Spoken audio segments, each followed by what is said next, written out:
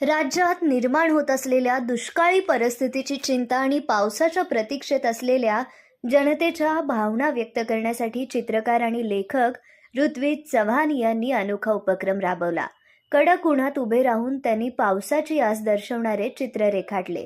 या चित्रातून दुष्काळग्रस्त भागातील वास्तव, पाण्याचे महत्त्व, पर्यावरण संवर्धन आणि पावसाची गरज प्रभावीपणे मांडण्यात आली आहे.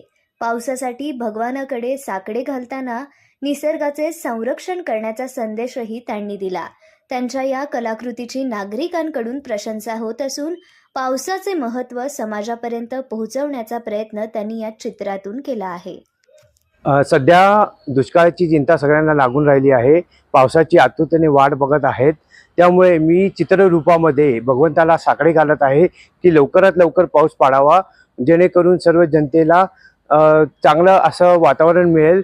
आता उन्हाच्या झळा खूप आहेत, पण पावसाच्या सरीमुळे सर्व वातावरण तृप्त होईल. त्यामुळे मी पर्यावरण च्या च्या साहाय्याने असं दाखवतोय की या चित्ररूपामध्ये दाखवतोय की झाडे लावा आणि झाडे जगवा आणि दुष्काळ टाळा.